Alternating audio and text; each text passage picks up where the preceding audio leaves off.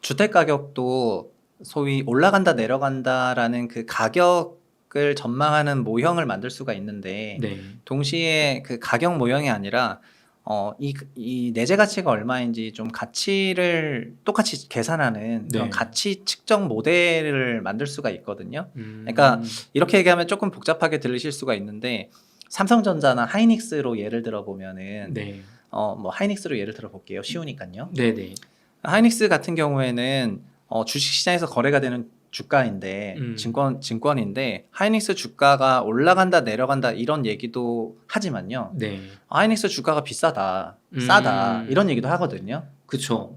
고평가다 저평가다. 네, 그러니까는 하이닉스 주가가 좀 싼데 올라갈 것 같다. 아니면 하이닉스 주가가 올라가고 있는데 좀 비싼 것 같다. 네. 이렇게 그 두 가지의 기준을 갖다 대면서 네.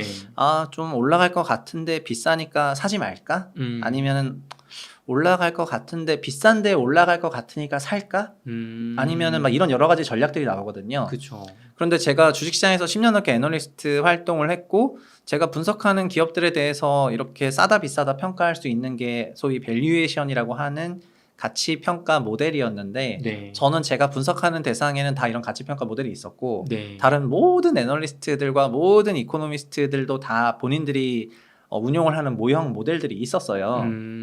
그런데 공교롭게도 제 대상이 부동산이었고 분석해야 되는 대상이 부동산이고 네. 부동산에서 현대건설이나 삼성물산 같은 회사의 가치평가 모형은 있었는데 네. 주택에 대해서는 없었단 말입니다. 음. 근데 주택시장에 대해서 16년부터 활동을 했는데 질문들이 많이 들어와요. 최상욱 애널리스트님 내년 주택시장 어떻게 될 것 같습니까? 그러니까 오릅니까 내립니까? 그죠. 네, 이런 거예요. 네. 그러면은 일단은 올라갈 것 같은지 내려갈 것 같은지를 얘기를 하긴 해야 되는데 네. 그거를 설명하기 위해서 우리가 좀 찾았던 게 공급량 같은 거 하고요. 그다음에 경기 성장률 같은 그쵸. 거 그쵸. 그리고 뭐 대출 증가율 같은 그런 지표를 네. 보면서 내년은 뭐 대출이 몇 퍼센트 될 것 같고 주택 입주가 뭐 몇만 호 정도 되고 그다음에 우리나라 경제 성장률이 뭐 한 2% 정도 되니까 주택 가격도 시원하게 2% 정도 상승할 것 같다. 네. 이렇게 전망하는 거예요. 그거를 모형으로 만들어서 전망할 수 있는데 이제 그렇게 가격 얘기를 많이 하죠. 근데 거기서 끝이에요. 뭐냐면은 그래서 그렇게 가격이 변하면은 그게 네. 싼 거냐 비싼 거냐 이런 판단이 하이닉스 보듯이 나와줘야 되는데 네. 우리는 체감상 뭔가 살짝 비싼 것 같긴 한데 뭔가 싸다 비싸다에 대한 그런 가치 평가 기준이 없다 보니까 네. 그러니까 사실은 가치와 가격이 동행한다고도 만약에 해버린다면은요 물론 동행 잘 안 합니다. 대부분 따로 가요 서로 그냥. 근데 가치 가격이 동행한다면 가치 모형이 없으면 가격 모형도 가격도 전망하기가 어려운 거여가지고 제가 가격을 전망하면서도 수년간 공허했거든요 마음이. 그러셨나요? 네, 난 뭔가 이런 왜 나는 모형이 없는가. 그래서 16년에 제가 이런 모형을 만들려고 부동산 대학원에 들어가게 됩니다. 좀 뭔가 이론적인 배경이 있어야 모형을 만들 수가 있을 것 같다 해서 들어가게 되는데 많이 배우긴 배웠으나 모형 만드는 건 실패했어요. 그냥 그래서 부동산 대학원 졸업하고 그냥 계속해서 활동을 하다가 2020년부터 사업용 부동산을 분석 및 관리하게 되는 대체투자위원회 활동을 하게 되는데 네. 그 사업용 부동산의 실무적인 걸 이제 접하게 되면서 네. 사업용 부동산은 막 3천억, 5천억, 1조, 2천억짜리 건물인데 수식이 그냥 한 줄이더라고요. 임차료 나누기 요구 수익률은 밸류 딱 끝나더라고요. 그래서 아니 1조 2천억짜리 건물을 어떻게 12억짜리 아파트보다 더 간단하게 계산을 하냐. 그래가지고 이게 말이 되냐 했는데 그게 그냥 국룰이었고 그래서 그러면 나는 왜 주택을 더 간단하게 이렇게 할 생각이 없었을까. 왜냐하면 막 주택이라는 게 여러 요인들의 집합체잖아요. 그쵸. 입지도 있고 상품도 있고 막 이러니까 그렇게 했었는데 그래서 여튼 이런 지리한 과정을 거쳐서 그 3년 정도 사업용 부동산 시장에서 일한 거랑 주택 시장에서 일한 거랑 그다음에 주식 애널리스트로 10년 정도 일했던 그걸 다 합치다 보니까 네. 주택 가격 밸류에이션 하는 거를 작년 말 정도 됐을 때 어느 정도 윤곽이 딱 나오게 되면서 그리고 모형은 사실 가격 설명력이 높아야 되거든요. 모형에 있는 어떤 걸 건드렸을 때 네. 실제 그렇게 될 것 같아야 될 뿐더러 그리고 현상을 잘 설명해 줘야지 좋은 모형이에요. 그쵸. 이게 뭐 네. 모형은 있는데 현실하고 가격이 전혀 안 맞는다든가. 네, 제 말이요. 뭐 금리는 올라간다는데 내 모형에서는 올라간다. 뭐 예, 그렇죠, 그렇죠. 제가 사실은 약간 여담이긴 한데 네. 주택산업건설연구원 네. 자료였던 것 같은데 네. 서울 수도권 특히 서울 공급량 향후 예측시 하면서 공급 부족이라는 거예요. 아하, 저도 봤던 기억이 네, 있네요. 공급 예. 부족이라고 하면서 그 밑에 이제 그거를 이제 그쪽에 모형으로 설명을 했는데 예. 이게 안 맞으니까 몇 년 동안 이거를 보정한 게 들어가 있더라고요. 네네. 그거를 보면서 아니 모형이 이게 너무 크게 빗나갔으면 모형을 바꿔야 될 것 같은데 보정치를 넣어버리는 걸 보고서 저는 요거는 과연 이게 공급 부족일까? 약간 그 발표적인 의구심을 품었던 적이 있었거든요. 네네네네. 그래서 그런 맥락으로 말씀하신 것처럼 이 가격 설명이 높아야 된다. 네네네. 근데 그 가격 설명을 높이기 위해서 보정을 합니다. 보정을 그냥 하는 건 아니고 네. 모델을 만들었는데 이거는 가격 설명이 조금 떨어지네. 이렇게 됐을 때 점점 그러니까 이게 모델 만든 사람의 그 한계인데 이것도 약간 이렇게 하면 너무 번외로 가는데요. 네. 모형을 만드는 사람들이 어떤 함정이 많이 빠지냐면은 가격이 항상 옳다는 생각에 네. 그 가격을 설명하기 위해서 모형을 손대기 시작을 하거든요. 그러면은 그거는 늘 그냥 가격이 옳다는 거가 되는 거기 때문에 그쵸. 굳이 말하면 모형이 필요 없죠. 그냥 가격이 옳다는 거 되니까. 그러니까 뭐냐면 어느 정도 충분히 논리적으로 만들었다면은 네. 가격이 좀 움직이더라도 이게 약간 외곽값이다. 그래서 조금 이상한 것 같다. 이렇게 생각할 수도 있는데 그렇게 튀었을 때 그 모델에 대한 자신감이 없으면은 내 모델을 좀 고쳐야 되겠는데 내가 좀 틀렸나? 이러면서 이거 좀 고쳐야 되겠다 이러면서 이제 되긴 하죠. 그래서 결과적으로 드리고 싶은 얘기는 작년 말 정도가 됐을 때 주택 가격을 설명하는 또 쉬운 모델. 네. 또 우리 버핏 선생님이 그랬거든요. 자기는 현금흐름 계산으로 기업가치 계산하는데 엑셀은 안 킨다고. 그러니까 그냥 머릿속으로 대략적으로 캐시플로우를 계산을 하지 막 엑셀로 소수점 몇 채짜리까지 계산하는 정밀함은 하진 않거든요. 그런 것처럼 일단 기본적으로 쉬워야지 우리가 쓰잖아요. 그쵸. 하이닉스 적정 주가 얼마입니까? 그러니까 하이닉스 적정 주가 PBR 1.2배입니다. 약간 이런 식으로 해야 PBR에 1.2배? 그럼 뭐 소위 자본은 얼마인데요? 뭐 올해 말 기준으로 한 54조 정도 됩니다. 그러면 54조 곱하기 1.2배 하면은 한 60 몇 조 되니까 그게 적정가인가 보다 이렇게 생각하는 것처럼 되게 빨라야 사용을 하는 거지. 하이닉스의 적정 가치는 하이닉스의 3년 동안의 현금 프리캐시 플로우를 뭐 무슨 뭘로 나눠서 뭐 어떻게 하고 뭐 더하고 잠시만요 모델 좀 돌려보고 이러면은 암산이 안 되니까 이거는 좋은 모형이 아니에요. 그러니까 모형은 쉽고 빠르고 가격 설명력이 높아야지 되거든요. 그쵸? 네네. 그래서 그런 모형 본 적이 없는 것 같아요, 대표님. 아니죠. 저희가 이미 그런 모형을 보고 있잖아요. 하이닉스 주식 쪽에서 엄청 보고 있잖아요. 하이닉스 밸류에이션은 PBR의 뭐 몇 배다. 삼성전자 주가는 이익의 몇 배다. 세일즈가 나오는 쿠팡 같은 기업은 매출액의 뭐 4.5배다. 이런 식으로 그 간단하게 뭐 A 곱하기 B 형태로 이렇게 밸류에이션을 굉장히 많이 쓰고 있거든요. 네. 사업용 부동산으로 돌아가면 사업용 부동산도 그냥 임차료를 이자율로 나눈 거다. 이렇게 그냥 A 나누기 B거나 A 곱하기 B로 끝나버리는데 주택을 그래서 저도 그렇게 주택을 해보자라고 해가지고 처음에는 그냥 전세 곱하기 몇 배 이렇게 이제 해봤어요. 이렇게 해봤는데 이 전세라는 놈을 파면 팔수록 금리의 영향을 너무 많이 받고 대출과 제도의 영향을 너무 많이 받더라고요. 그래서 이 전세라는 거는 그러면은 뭐 절대값이냐 그게 아니라 20년, 21년, 22년의 경험이 있잖아요. 그쵸. 금리가 낮아질 땐 전세 너무 올라가고 금리 높아지니까 전세가 너무 박살난 걸 보니까 아니 어떻게 어떤 특정 자산의 가치라는 게 이렇게 막 엄청난 스윙을 할 수가 있나. 그거는 그래서 그냥 표시가 그렇게 되는 거고 가치는 그게 아닐 수가 있을 것 같다고 생각해서 사실 전세라는 것도 월세를 이자율로 나누면 전세가 되거든요. 그러니까 제 공식은 이제 그럼 월세를 이자율로 나눈 그 전세 가격에다가 몇 배를 곱하면 되겠다. 이건 지역별로 도시별로 단지별로 다 다른데 이렇게 하면 되겠다라고 해서 이제 식을 만들었습니다. 그 식이 요겁니다. 지금 한 줄짜리 위에 이렇게 VRM이 있고 밑에 그걸 설명한 뭔가가 있네요. 그러니까 주택 밸류는 가치죠. 밸류. 가격. 저 P를 쓸까 하다가 P 갈로 열고 V라고 하겠습니다. 너무 V라고 해버렸나? 아닙니다. 어차피 네, 그러니까 요런 겁니다. 네, 사실은 V죠. 네, 네, 그렇죠. 밸류는 월세를 이자율로 나눈 값에다가 네. 적정 배수 곱하면 돼요. 저 적정 배수는 지역마다 그리고 단지마다 지역마다 도시마다 다 다르고요. 상식적으로 저런 적정 배수가 높은 지역은 소위 성장성이 있는 그런 도시, 일자리가 있는 도시 이런 서울이 사실 제일 높고요. 네. 서울 안에서도 서초, 강남, 송파가 제일 높아요. 그리고 적정 배수는 지방으로 가면 갈수록 내려가기 시작을 해서 지방 맨 끝으로 가게 되면 거의 1.2배 정도까지 내려오고 서울의 경우에는 거의 최대 2.1배 이런 식으로 올라오거든요. 그래서 2.1배에서 1.2배 밴드가 지역별로 있고 네. 그 적정 배수를 찾는 게 책에 나와요. 책에서 어떤 거를 따다다 가로 세로 축을 찾으면 저 배수가 나오거든요. 그래서 그 적정 배수 값이 하나 있고요. 그리고 사실 관로 안에 월세를 이자율로 나는 게 되게 중요한데 네. 같은 월세가 100만 원이라고 하면은 그 연세는 100만 원 곱하기 12개월이니까 1년에 1,200만 원 나가지 않습니까? 그렇죠. 그 1,200만 원을 이자율 6%로 나누면은 그때는 전세가 2억이 되고요.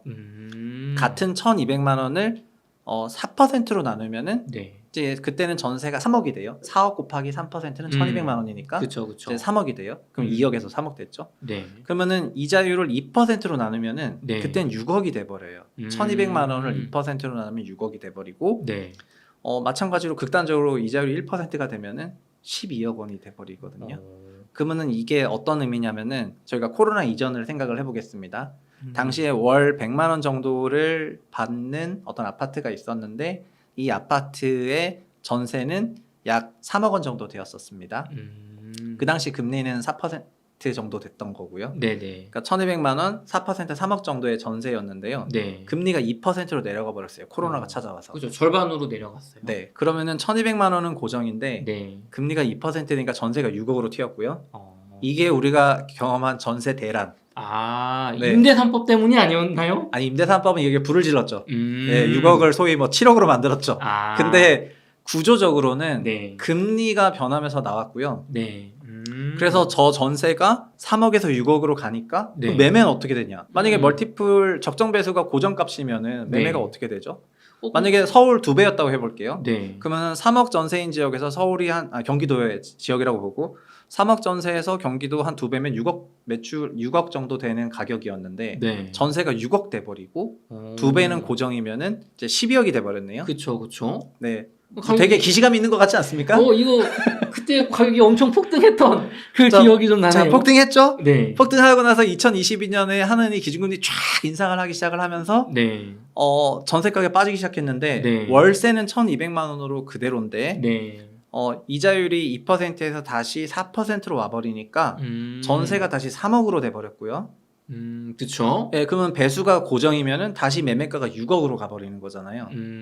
그렇죠. 예, 이게 지금 역전세 대란 사태의 본질이에요. 그리고 이런 방식으로 그 전세 곱하기 멀티플이라는 게 결국 월세에서 이자율을 환산해서 제가 굳이 저렇게 만든 것은 네. 사실은 금리가 큰 변화가 없다면은 네. 그냥 전세를 써도 됩니다.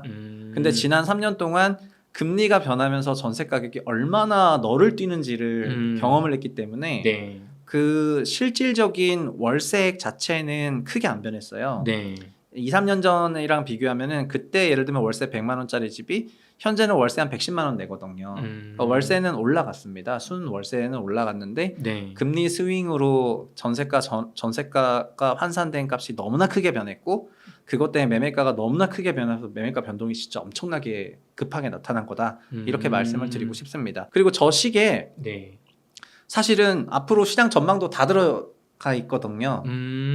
그러니까는 그러니까 단기적으로는 그러니까 네. 장기적인 거는 뭐 장단기 다 말씀드릴 수 있는데 결국 월세와 이자율, 금리와 이자율 네. 그리고 저 적정 배수가 어떻게 되냐에 따라서 가격이 위아래로 올라갈지 이제 예측이 되는 거고요. 그렇죠. 보통의 경우에는 우리나라 부동산이 수십 년간 우상향했지 않습니까? 네. 그거는 저 적정 배수에서 어떤 거대한 변화가 있었다기보다는요. 네. 우리나라 경기가 좋아지는 만큼 성장하는 만큼 우리 소득에서 우리가 내는 월세 지출액이 늘었고 그 월세 지출액인 저 대물자 R값이 올라가면서 네. 올라왔습니다.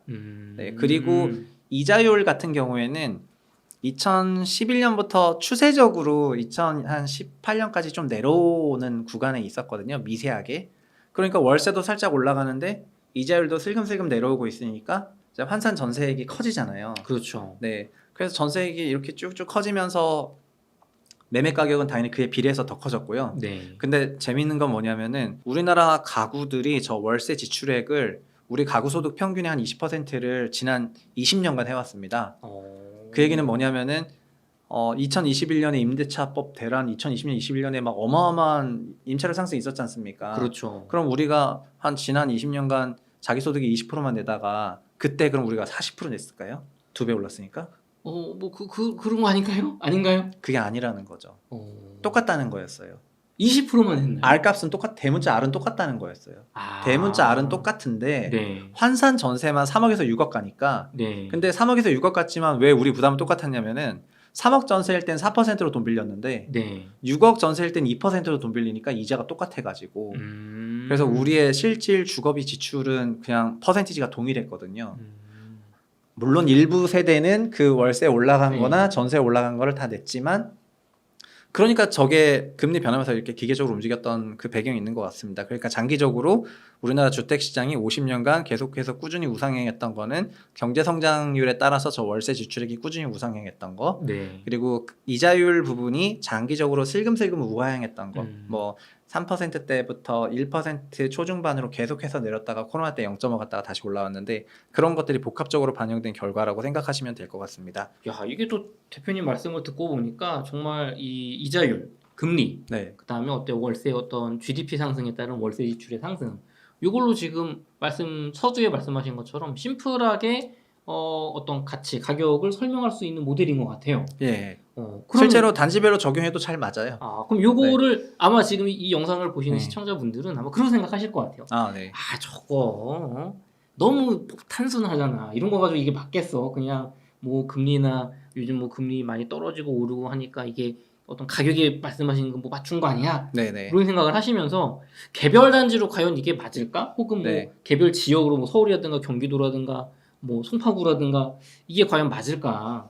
그런 생각을 하실 분들이 있으실 것 같은데 그 세부적인 거는 좀 뒤에 얘기를 하도록 하고요. 그거를 뭐 한번 뭐 시연이라도 할까요? 그러니까 그거를 이렇게 말씀을 드리면 좋을 것 같은데 저는 영등포에 한 3년 정도 거주를 했었는데 네. 영등포 당산동 지역에 3년 정도 살았었고 그리고 그쪽 지역이 변화하는 거를 좀 봤던 기간이 2017년부터 20년 정도였었어서 그 영등포에 있는 뭐 아파트 단지가 있어요. 아크로타워 스퀘어라는 네. 영등포 뉴타운 단지가 있는데 원래 전통적으로 영등포구는 당산동 일대가 아파트 네. 밀집 지역이고 뭐 당산, 삼성, 레미안이라는 아파트가 영등포의 좀 대장 아파트 정도 되고요.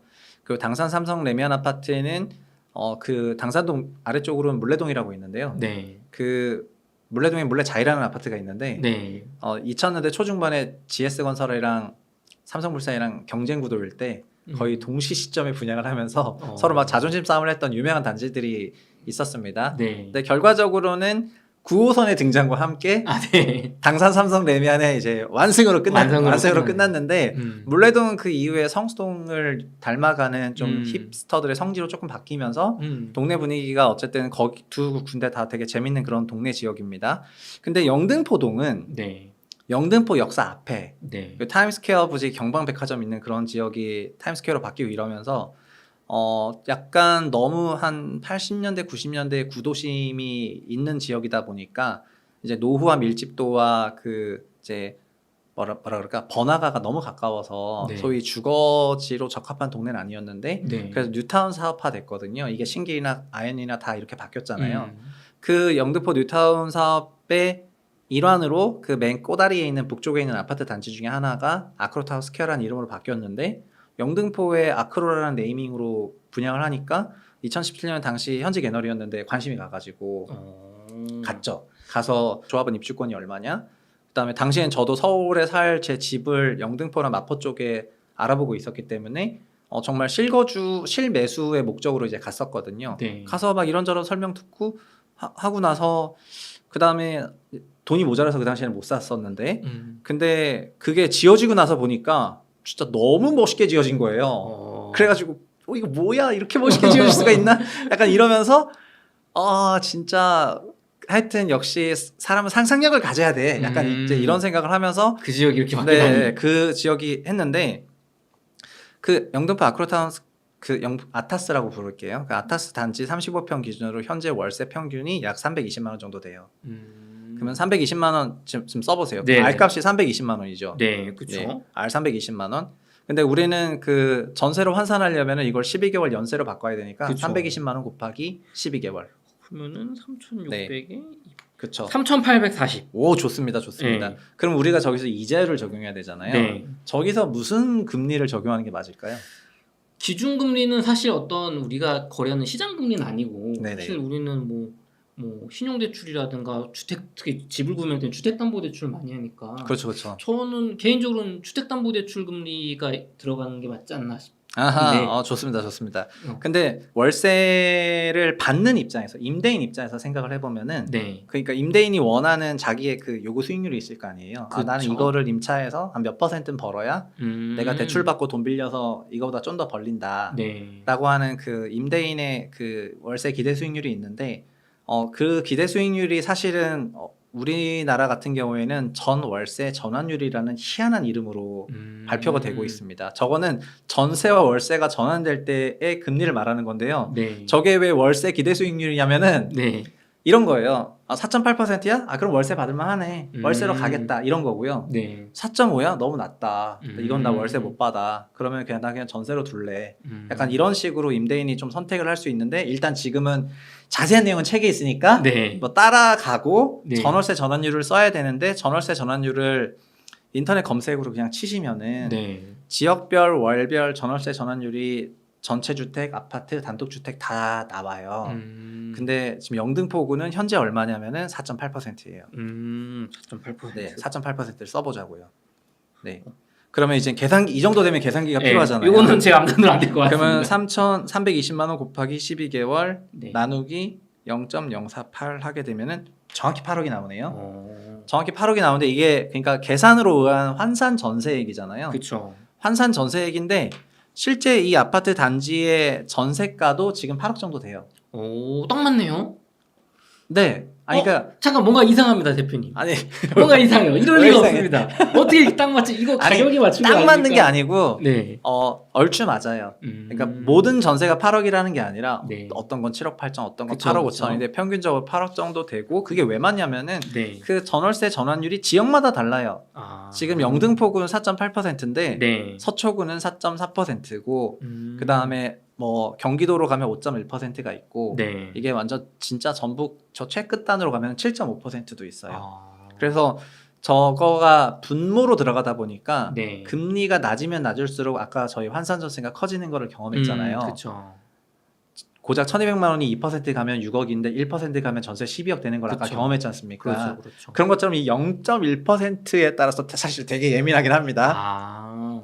0.1, 0.2 이런 게 변할수록 되게 예민하긴 한데, 자 그럼 8억 정도 됐죠? 네. 그럼 우리는 되게 간단해졌어요. 이제 8억에다가 배수만 곱해주면 돼요.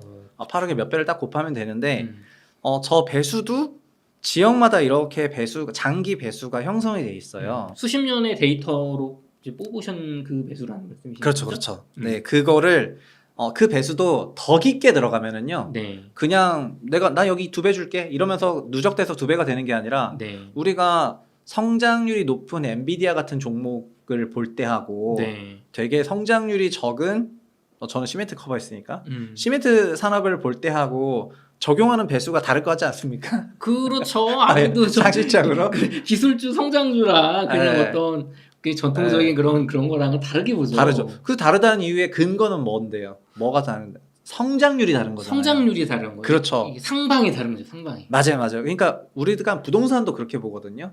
뭐냐면은 부동산도 지역 소도시는 성장률이 낮아질 거라고 바라보고 있고요. 그리고 펀더멘탈리 지역 소도시가 성장이 크기는 어렵죠. 어떤 엄청난 거점 산업이 새로 시작하지 않는 한. 그렇죠. 근데 서울이라든가 아니면 판교라든가 이런 지역을 바라볼 때는 여기가 계속해서 성장할 것 같다라고 바라보면서 되게 높은 성장성을 부여하게 되거든요. 그러다 보니까 이런 높은 성장성이 시장에서 자연스럽게 밸류에이션을 형성을 해요. 그 형성된 밸류에이션이 그 기저에 저 전월세 전환율 같은 성장률이 반영이 돼 있는데 네. 그거를 제가 그래서 테이블로 정리를 해서 4.8%인 동네는 1.75배를 적용하면 된다. 4.5%인 동네는 뭐 2.0배를 적용하면 된다. 소위 뭐 이런 식으로 이게 테이블을 만들었고 그건 이제 책을 그냥 네네. 보시면 한 표로 있으니까 찾으면 됩니다. 여기서 저희는 1.75배를 쓰면 돼요. 1.75배. 네, 왜냐면 4.8%니까. 그렇죠. 그러면 그러면- 8억 곱하기 1.75배. 네, 맞아요. 그렇게 곱하시면 되겠습니다. 그러면 간단히 나옵니다. 그러면 14억이 나오는 건가요? 네, 맞아요. 그러면 현재 기준으로 계산했을 때 한 14억 원 정도가 이 단지의 그냥 페어 밸류다. 밸류, 그러니까 적정 매매 가치다. 네, 가치 내재 가치는 그 정도가 되는 것 같다. 그러니까 현재 기준 스탯으로요. 네. 월세 320, 이자율 4.8%, 멀티플 1.75배 기준으로 14억이 계산이 돼요. 그러면 네. 이제 호갱노노 같은 데 가서 네. 한번 보시면 되겠죠. 네. 한번 볼까요? 네. 뭐 이게 저희 웅달책방 시청자분들은 이거 검증을 하고 가길 원하실 겁니다. 지금. 네. 검증 받는 자리. 네. 왜냐면 이게 이 대표님께서 저는 개인적으로 오늘 굉장히 이 최상욱 대표님 요 공식이 네. 굉장히 마음에 들어요. 너무 좋은 것 같아요. 유용한 것 같아요. 그래요? 간단하게 이거 아실로 가셨네요. 네. 할 수 있다는 게. 아크로 타워스케어. 네. 그래서 요거를 저는 정말 잘 맞는다는 거를 좀 그러니까 검증이라기보다는 네, 확인하고 싶으신 거죠. 맞아요. 그래서 저희 시청자분들 근데 이게 가격이랑 안 맞을 수도 있어요. 음. 계산된 가치가. 근데 어쨌든 어떤 식으로 계산됐고 실제 거래도 보면 되니까. 그쵸. 여기 34평을 보시고 네. 평형대를 바꿔서 33 보시면서 네. 실제 밑에 내리면 실거래가 뜨잖아요. 위에 네. 전세 이런 건 다 지우셔가지고 한번 요거를 맞아요. 이렇게 해볼까요? 좋아요. 네. 역시 프로시네요. 아닙니다. 프로가 아닙니다. 저는. 이렇게 보시면은 네. 34평형 기준으로 13억 7,500, 14억 5천, 14억 3천 이렇게 거래가 되고 있는데 네. 저게 그러니까 14억 원 기준으로 뭐 플러스 마이너스를 잡으면은 13억 5천부터 14억 5천 정도 거래가 될 수 있다고 봤을 때 그쵸. 어느 정도 적정 내재 가치 밴드에서 실거래가 나오고 있는 것 같습니다. 네. 그러네요. 사실 28층, 25층 이런 층은 조금 당연히 높아야 되는 게 맞는 거고. 네네네. 거기는 사실은 정확히 말하면 320보다는 월세가 좀 더 높을 수도 있어요. 그쵸. 325만 원이거나. 네. 그러면은 우리가 사실 요 1, 2월 달에 그때 뭐 12억 원 정도에 사신 분은 뭐 정말 인생도처 유상수. 인생 곳곳에 그 전문가가 있는데 네. 숨겨진 그런 찐 전문가분들이 저런 분이 아니신가 이렇게 싶습니다. 근데 저거를 매도한 입장에서 생각을 해볼게요. 네. 그러면은 이 아파트를 7억 원대 분양을 받고 네. 입주가 되고 나서 17억 원대 후반까지 갔는데 17, 18억까지 갔는데 그죠. 거시경제 지표가 변하니까 가격이 빠지기 시작을 했죠. 네. 가격이 빠지고 연초에 엄청난 주택가격 하락이 있을 거라는 이제 막 우울한 전망들이 나오기 시작을 했고요. 네. 그럼 사람 마음이 하락을 하는데 더 하락할까봐 더 하락할 것 같으니까 팔고 싶어지잖아요. 그렇죠. 불안. 그러면 하락하는데 더 하락할 것 같으니까 팔고 싶어지는 게 당연한 건데 이게 가격만 봤을 때는 그래서 여기서 매도하게 되는 건데요. 만약에 가치 계산이 어느 정도 됐다면은 이게 저 당시 시점으로 계산하더라도 13억 후반은 나왔을 것 같고 그러면은 이게 12억대 파는 건 아닌 것 같은데 그러니까 이렇게 견딜 수가 있는데 내재 가치가 얼마인지 모르고 겉으로 움직이는 가격만 보면은 그쵸. 그러면은 이게 지금 팔아야 되는 상황인가? 옆에 단지 쪽이 떨어졌다는데. 네네. 거래 사례만 비교하니까요. 네, 사실 제가 이 책 쓴 것도 그 개발했으니까 썼다고 얘기했지만 네. 작년 9월부터 주택가격 하락폭이 굉장히 크게 나타났고 그러다 보니까 아파트 가격 하락폭이 큰 단지를 현장 답사 가서 영상화 작업을 하고 있었는데 네. 그 작업들이 되게 인기를 끌기 시작을 해가지고 아파트 현장 답사 조회수가 막 40만 뷰씩 나오기 시작했어요. 그래서 나 이렇게 유튜브가 되는 건가? 이러면서 그러니까 유튜브를 하는 전문가에서 뭔가 유튜버가 해야 되는 것인가? 네, 유튜버로 이렇게 전환이 되고 있었는데 실거래가를 가서 보잖아요. 네. 근데 가서 봤는데 동탄을 갔는데 어떤 지역에서 2월 달에 네. 한 4억 8천만 원에 매수하셨던 분이 8월 달에 매도를 하더라고요. 집을 2월에 샀는데 8월에 팔더라고요. 6개월 만에 매도를 하신 거예요. 그리고 더 심한 데는 7월에 샀는데 9월에 팔고요. 그래서 제가 그걸 보면서 어떤 느낌을 받았냐면은 아니 주식도 아닌데 주식도 이 정도는 아닌데 이렇게 부동산을 단타를 하나. 그리고 파는 걸 보면은 사람 마음이라는 게 원금 손실이 일어나면 급격히 팔고 싶어지는데요. 그 자기 매수 가격을 살짝 아래로 터치하니까 바로 던지더라고요. 그런 거 나오는 걸 보면서 아 역시 이 주택 시장에서의 그 전략이라는 게 가격이 올라가니까 사십시오. 가격이 내려가니까 파십시오. 이 두 개밖에 없는 거고 그러다 보니까는 너무 가격 의존적 전략이 많아서 이런 가치 계산을 간단하게 할 수 있도록 한다면은 이제 우리도 그렇게 얘기하잖아요. 삼성전자 4만 전자 싸다.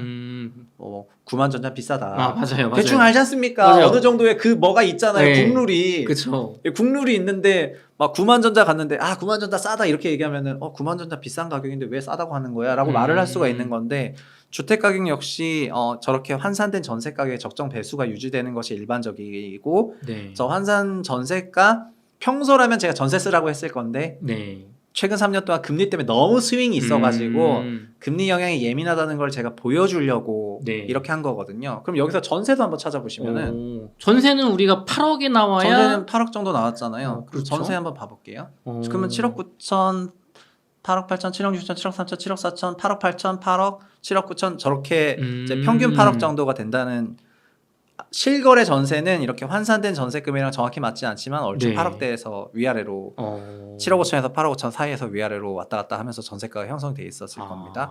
그러네요. 네, 그래서 이게 그냥 여기를 보고 뭐 거꾸로 역산해서 막 오고 막 이런 게 아니고요. 네. 여튼 드리고 싶었던 얘기는 그래서 이 아파트는 지금 14억대 밑에서 산다면 잘 사는 거라고 생각을 하고요.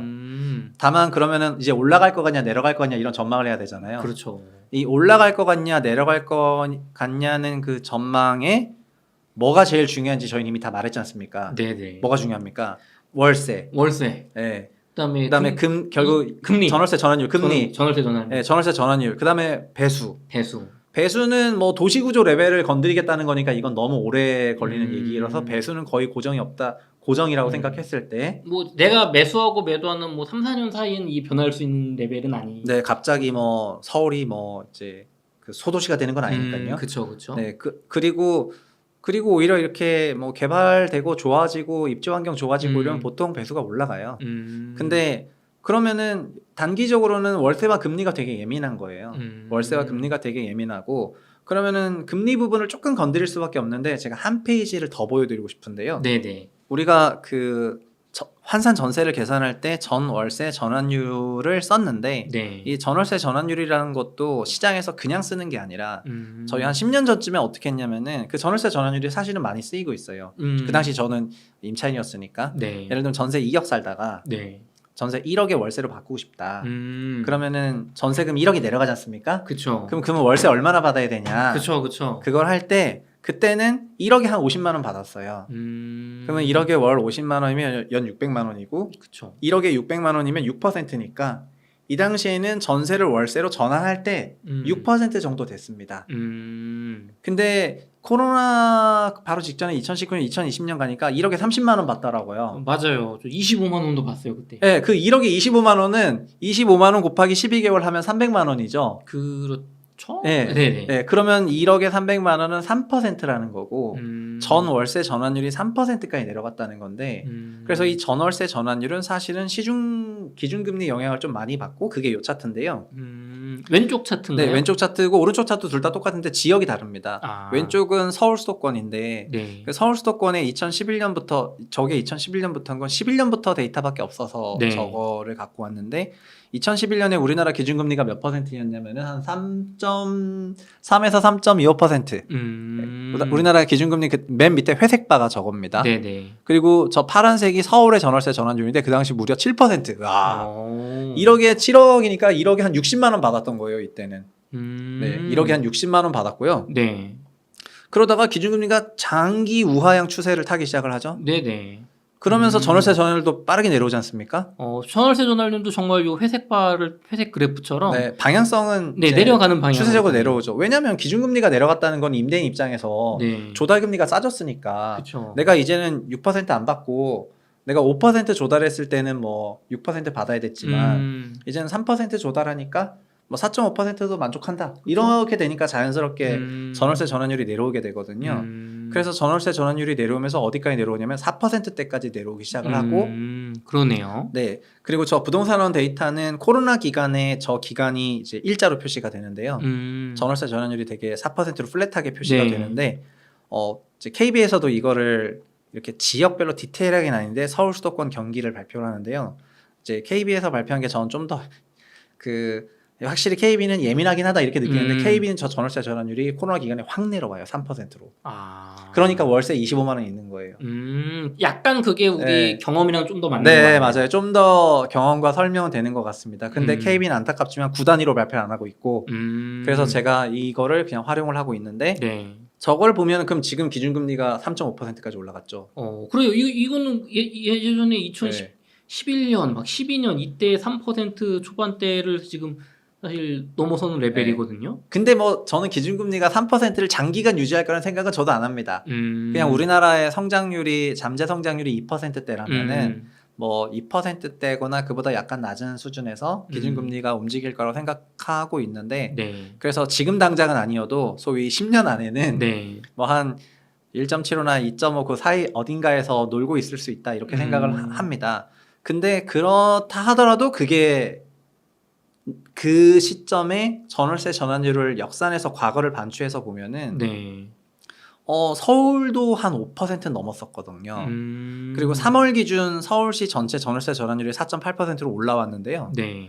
이거는 서울도 슬금슬금 4.0에서 4.8로 한 4개월 만에 올라온 것이고 이 올라가는 속도가 되게 빠르단 많이 말이에요. 올라왔네요. 네. 그러면 이게 어떻게 되냐면은 월세가 그냥 고정이거나 완만하게 상승하는데 분자값인 그 이자율이 네. 이게 올라가기 시작하면은 환산전세 내려가죠. 그렇죠. 환산전세 내려가면 멀티플 똑같으면 매매가 빠지잖아요. 그렇죠. 그렇죠. 그래서 저는 시장을 어떻게 좀 전망하고 있냐면은 네. 그래서 전세가 약세로 매매가 약세가 조금 있을 것 같다. 이렇게 전망을 하고 있습니다. 그러면은 지금 대표님 이야기는 네. 기준금리가 이렇게 3%를 넘어서 3% 중반까지 왔는데 네. 과거에 봤을 때 3% 초반일 때 전월세 전환율이 거의 지금 뭐 그렇게 가면은 그건 완전 재앙이고요. 그렇게 갈 수가 없어요. 왜냐면은 우리나라 성장률이 3%대를 커버 가능한 성장률이 아니기 때문에 네. 지금 물가 때문에 3%를 올렸지만 그랬더니 네. 성장률 둔화가 나와서 네. 결국은 물가랑 이제 금리가 좀 내려올 건데 네. 제 말은 그런 거를 이제 장기 채권들이 네. 그런 걸 좀 반영을 해주고 있잖아요. 그렇죠, 그렇죠. 그래서 그런 걸 봤을 때 잠재적으로는 2% 정도의 전환율이 기준금리대로 한 장기간을 봤을 때는 내려오지 않겠느냐 이렇게 생각을 하고 있습니다. 그럼 단기적으로 뭐 내년이라든가 올해라든가는 네. 단기적으로는 더 튈 수도 더 있고 올라갈 수 있는 거 아닌가요? 네, 그때 맞아요, 7%까지 맞아요. 갔으니까. 맞아요. 네. 그러면은 네. 그럼 계산을 해보시면 완전 깜짝 놀라실 건데 가격이 4.8로 계산했잖아요. 네네. 그러니까 서울이 4.8인데 예를 들면은 7은 너무 심했고요. 예를 들면 6%까지만 가도요. 네. 얼마 될 것 같으십니까? 그러면 뭐 한 1.2% 뭐 한 20% 빠질까요? 자, 아까 3,880만 원이었잖아요. 네네. 320 곱하기 12개월. 네. 이거를 4.8로 나눴더니 8억이 됐잖아요. 그쵸, 그쵸. 이거를 나누기 0.06으로 하면은 6억 4천이 돼요. 오. 그럼 여기다가 곱하기 1.75를 해요. 그럼 11억 2천이 돼요. 야, 갑자기 가격이 그러니까 14억에서 11억 2천으로 빠지게 되는 거고 야. 빼기 14 그러면 14 빼기 11.2억이 되는 거잖아요. 네. 2억 8천 빠지면 그럼 여기서 20% 하락하는 거예요. 야. 그러니까는 기준금리가 4.8에서 그러니까 전월세 전환율이 4.8에서 6을 가면 여기서 20% 빠지는 건데요. 네.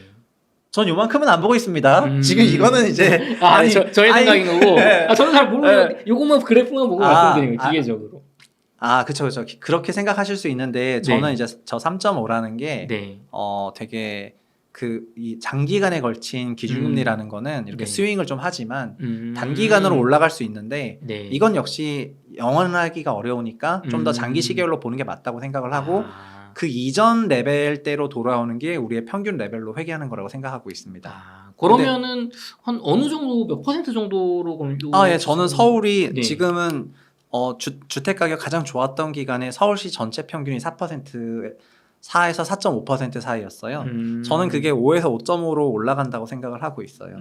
그래서 영등포는 그 중간 정도니까 4.8에서 5.3 정도 될 거로 생각하고 있습니다. 그러면은 뭐 그래도 한 5에서 10% 정도 조금 더 가격이 총액이 그쵸, 그쵸. 싶은데요. 네네네. 그게 단기간에 일어난다는 것이 아니라 네. 지금 금리라든가 전월세 전환율의 변화를 보면서 좀 추적을 해야 될 네. 거긴 하지만은 현재 기준금리 상태가 저렇게 올라왔는데 이렇게 낮은 수준의 전월세 전환율은 이루어질 수가 없는 게 저희 임대인 입장에서도 이런 거죠. 내가 6%로 돈 빌려야 되는데 4%로 받아야 되니까 이제 거래가 안 되는 거고 그러면 이제 매매가 하락이 발생하게 되는 거잖아요. 네네. 그 매매가 하락이 발생하거나 아니면 월세가 엄청 올라가거나. 근데 우리나라는 20년 넘게 월세를 우리 소득의 20% 이상 써본 적이 없어요. 그렇기 때문에 월세는 어느 정도 상방이 고정돼 있다고 생각한다면 매매가가 조정받을 가능성이 높다고 생각을 합니다. 네. 이제는 시장을 이렇게 보고 있어요. 네. 시장 전망이 이 공식을 이용해서 네. 명쾌하게 나왔습니다. 네네. 그러면 대표님 결국에는 요 전월세 전환율이 올라간다는 거는 우리 대표님의 공식에 의하면 네. 그렇다면은 이제 처음으로 결국에는 가서? 처음으로 돌아가면 네. 지금 월세는 완만하게 상승을 하고 있다. 네. 뭐 우리 소득의 20% 이내에서. 네, 소득 증가율만큼 월세가 올라가고 그쵸? 있습니다. 소득이 우리가 지금 뭐 크게 떨어지거나 그런 상황은 현재는 아니니까. 네네.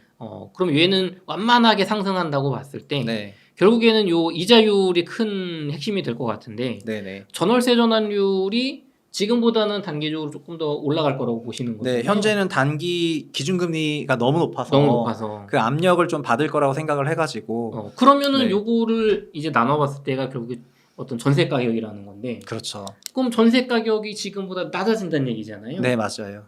그러면은 대표님은 지금 사실 일각에서는 네. 지금 전세 가격 너무 많이 빠졌다 정말. 매매가는 좀 주춤해도 예. 전세가는 정말 쉴 새 없이 빠지고 있잖아요. 아, 그렇죠, 맞죠. 네, 그래서 전세가는 이제 정말 빠질 만큼 빠졌다는 의견도 상당히 많은데 여기서 더 빠진다고 보시는 거네요. 아, 맞아요. 네. 금리 상승으로 전세가가 추가 하락 조정을 좀 받는다고 전망하고 있습니다. 그러면 또 이제 매매가가 버틴다고 봤을 때는 전세가율하고 엄청난 차이가 더 생기는 거니까. 네네. 그런 경우에는 거의 예외 없이 매매가가 하락을 해요. 네. 그럼 질문을 제가 하나 바꿔보겠습니다. 네네. 이런 게 궁금해요. 최근에 세종시를 보면 네. 세종시의 뭐 보람동이나 어떤 세롬동 이런 곳들이 좋은 동네인데 그렇죠.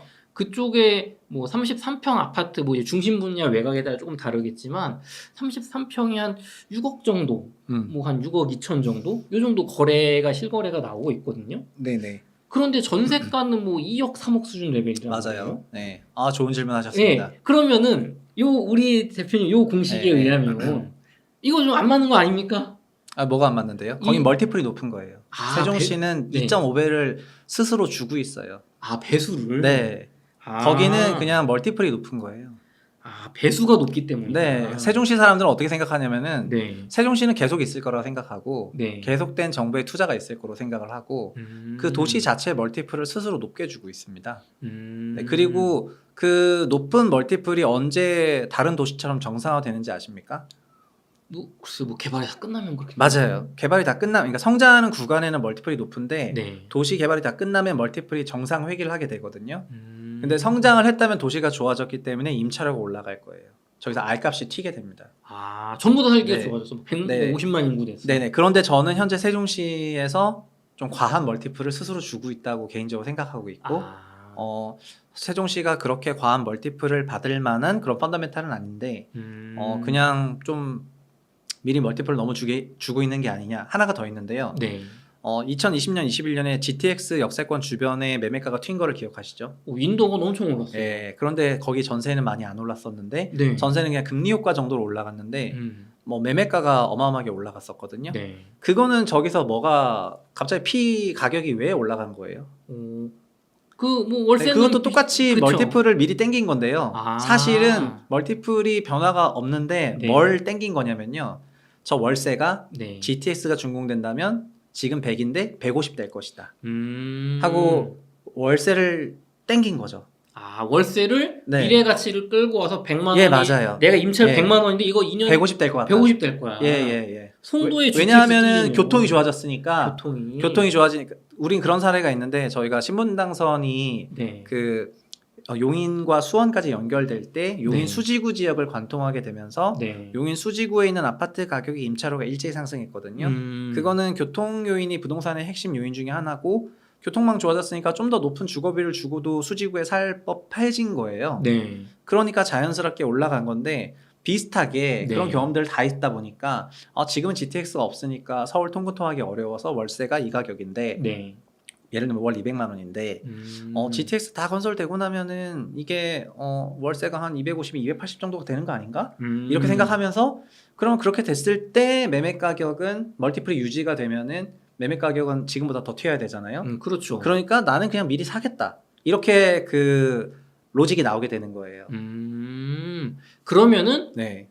호재가 실현될 것 같고 뭔가 불장일 때는 네. 파는 사람들은 월세를 미리 땡겨와서 이거 여기다 반영을 해가지고 전세가도 올라가는 거고, 혹은 적정 배수, 우리 세종시처럼 네. 도시의 미래 가치를 좋게 봐서 적정 네네. 배수 멀티플을 높게 줘서 매매 가격을 끌어올리는 건데, 지금처럼 이제 하락장이 크게 오고 뭔가 뭐 호재가 이제 더 이상 호재처럼 사람들이 느끼지 않을 때쯤에는 네. 그걸 녹여놓은 요 가격을 받아주는 사람이 없다 보니까 네. 그래서 지금 월세 얼마에 주고 있어요? 그렇죠. 지금 첫 질문이 세종시였잖아요. 그렇죠, 그렇죠. 세종시는 아시겠지만 민주당 정부일 때 가격 상승이 높은데요. 왜냐하면은 민주당 정부일 때 저 멀티플에서 그 도시 사람들은 여기 투자가 많아지겠다라고 생각을 해요. 그래서 멀티플을 땡겨오기 시작을 하죠. 그렇죠. 뭐 국회 이전 이슈라든가. 네, 국회 이전부터 시작해가지고 그 소위 지방 자립 그다음에 국토 균형 개발의 컨셉을 갖고 있기 때문에 세종시가 좋아질 거라 생각해서 투자자들 역시 여기 앞으로 투자가 집중된다면 여기가 결국 나중에 월세가 올라갈 텐데 그거를 지금은 월세가 안 올라가지 않습니까? 그쵸. 지금 저 월세라는 거는 재밌는 게 뭐냐면은 오늘 날짜로 받는 겁니다. 오늘 GTX는 미래에 지어지는 거지 오늘은 아니니까 그쵸. 오늘 월세는 오늘 입지 환경에 따른 월세인데요. 네. 투자 매수자들은 저게 지어졌을 때를 생각해서 높아진 월세를 생각하고 땡긴 거니까 선 매수가 나오는 거거든요. 그래서 그런 높은 밸류에이션을 받고 있는데 만약에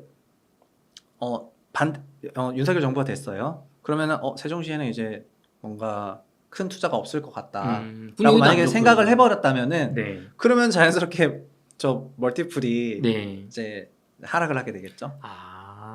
그러면 세종시 같은 경우는 정권 이제 그 정부 성향에 따른 어떤 투자 기대 심리가 줄어들면서 저 적정 배수가 네. 낮아진 것도 있고 네. 겹쳤고, 그 다음에 어떤 지나치게 이제 가격이 많이 올랐는데 실제로 월세는 뭐 바뀐 게 없어 별로. 네, 그 월세는 이것도 기업도 똑같은데요. 네. 우리가 과거를 보면서 살지 않잖아요. 음. 삼성전자 작년 실적이 중요한 게 아니잖아요. 그렇죠. 미래 실적이 중요한 거잖아요. 그렇죠. 그래서 우리가 가격을 볼 때도 오늘의 임차료가 아니라 1년 후, 5년 후의 임차료가 여기가 어떻게 변할까 이런 생각을 하는 게 되게 좋은 자산을 취득하는 진짜 핵심 방법이에요.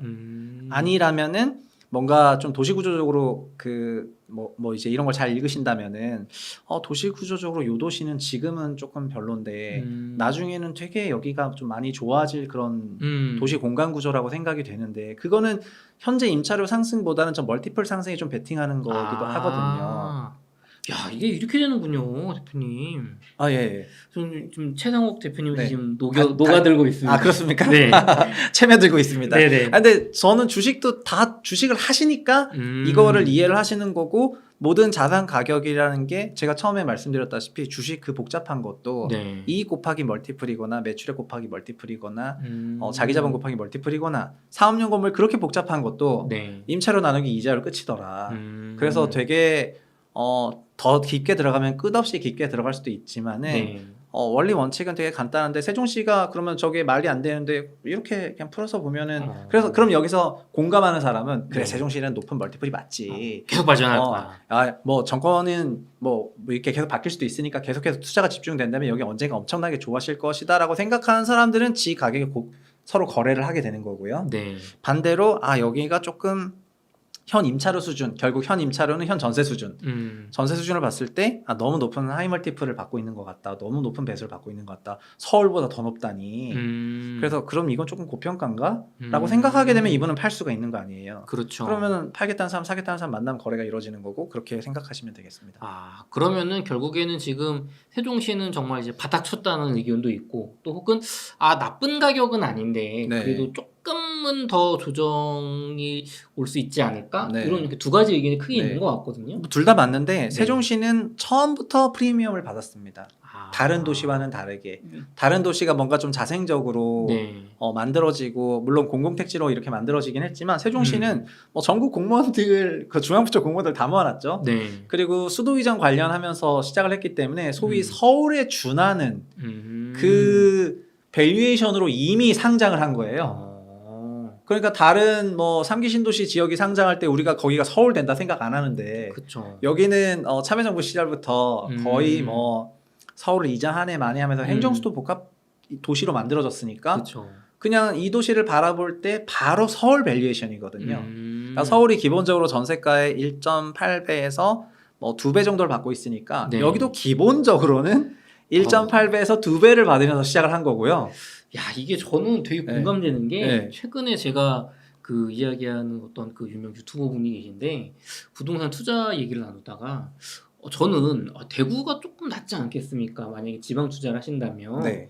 대구는 입주 물량도 굉장히 많고 앞으로 이 전세가와 매매가가 장기적으로 많이 저평가될 이 미분양도 많이 늘어나서 골라 살 수도 있다, 좋은 지역을. 그렇죠. 지금 말고 뭐 빠르면 내년 뭐 아니면 뭐 한 25년 요 정도 25년 정도쯤에 대구 가시면은 좋지 않을까요? 이런 얘기를 한번 드려본 적이 있는데 네. 그분은 대구에 대해서는 확신이 없으세요. 우리나라의 5대 광역시인데 네네. 그런데 세종은 사시겠다는 거예요. 네네. 이게 말씀하신 게 지금 그 지역을 세종을 더 좋게 보시는 거잖아요. 그렇죠, 그렇죠. 그분은 그거 세종을 더 좋게 보시는 거고, 근데 그분만 세종을 더 좋게 보시는 게 아니고요. 밸류에이션이 말을 해줘요. 사람들이 어디를 더 좋게 보고 있는지. 세종을 서울보다 더 좋게 보고 있는 게 현재 세종의 가격이에요. 그런데 저는 이제 저 개인은 네. 거의 그렇게 좋게 봐야 되냐? 약간 이런 거여가지고. 그래도 너무 조금 너무 고평가 네, 같은데. 네, 그래서 전 좀 고평가를 생각하지만 그 시장 자체가 그 멀티플이 대구 같은 경우에는 현재 한 1.6배 정도 받고 있는데요. 세종은 2.5배 이상 받고 있잖아요. 월등히 지금 차이가 나요. 엄청난 차이가 나는 거예요. 그러면 세종이 훨씬 높은 밸류에이션을 받고 있는 거죠. 근데 저는 보수적인 투자자니까 어떻게 네. 하고 싶냐면은 그게 실현되고 사도 늦지 않다. 네, 그게 실현되고 사도 늦지 않고 그리고 너무 먼 미래는 늘 불안할 수밖에 없거든요. 그렇죠. 그러니까 이게 정말 이렇게 바뀌어서 이렇게 잘 된다는 정말 최선의 베스트 시나리오 상에서는 현재 가격보다 훨씬 높을 수도 있는데 그게 중간이거나 베이스 시나리오거나 네. 워스트로 갈 수도 있잖아요. 네. 그럼 그랬을 때 좀 열어놔야 될 거 아닙니까? 네. 그래서 이런 가치 평가라는 거는 저런 걸 개발하게 되면은 네. 좀 바꿔가면서 상하단을 잡아가고 그 상하단 안에서 내가 어떻게 대응을 해야 되겠다 이런 생각을 하게 되거든요. 그래서 그렇게 활용하시면 좋겠다고 하는 점에서 이제 소개드렸습니다. 되게 잘 맞는 것 같습니다, 대표님. 그러면 이제 네. 궁금한 게 하나 생겼어요. 아마 시청자분들도 비슷한 생각을 하실 거예요.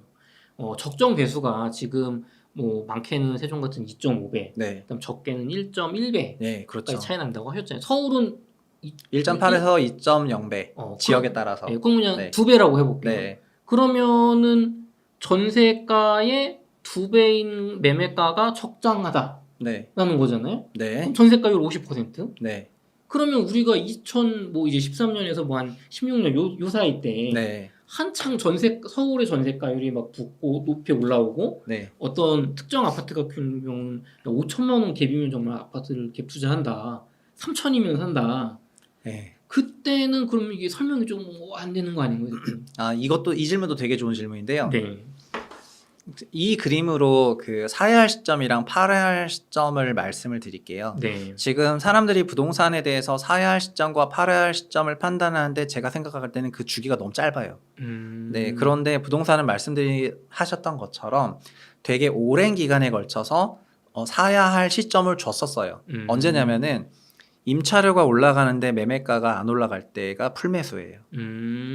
네.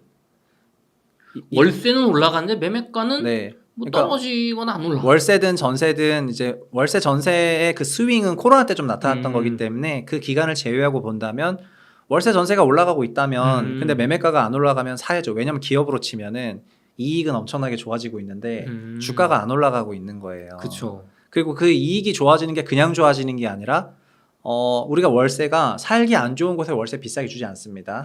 결국 더 좋아지기 시작하면 월세를 비싸게 주기 시작을 하는데 네. 그러면은 펀더멘탈이 개선되고 있는데 매매가가 안 올라가고 있는데 매매가만 보면은 여기 매매가가 빠지고 있어. 이거는 팔아야 돼. 이게 아니고 이때 사야 돼요. 이거는 이제 그냥 샘플로 잠시 렐스를 갖고 왔는데요. 우리가 전세를 환산했지 않습니까? 아까 월세에서 전세를 환산했는데 네. 2020년 전까지는 굳이 그럴 필요가 없었다고 한다면 그냥 전세만 한번 봐보자고요. 전세와 네네. 매매를.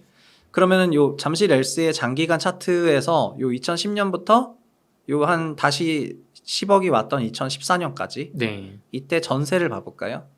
전세는 보시면은 이렇게 계속 완만하게 우상향을 하고 있었어요.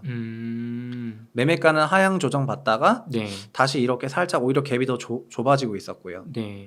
이게 그럼 지금 사야 될 자리예요? 뭐 팔아야 될 자리예요? 사야 되는 거 아닌가요? 네, 연끌을 해야 돼서라도 사야 될 자리인데 그 그 시점이 한 달, 두 달 정도가 아니라는 거예요.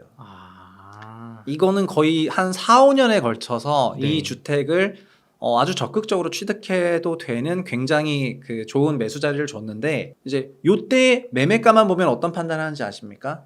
매매가 빠지고 있으니까 일본식 장기 침체 온다. 네, 대한민국 부동산 시장 뭐 다 끝났다. 이제는 더 이상 네. 인구 구조상 오를 수 없다. 네, 그러니까 뭐 생산 가능 인구가 정점 찍었다. 오만 그 가격을 설명하는 논리를 만들면서 상황을 설명하는데 근데 이거를 주가와 이익으로 보면은 이익이 계속해서 올라가 있는데 주가가 안 오르는데 이거를 설명할 때 애널리스트 같은 게 이렇게 설명하거든요. 이렇게 이익이 이렇게 올라가는 거 보면은 주가 언젠가 올라갈 거니까 사라.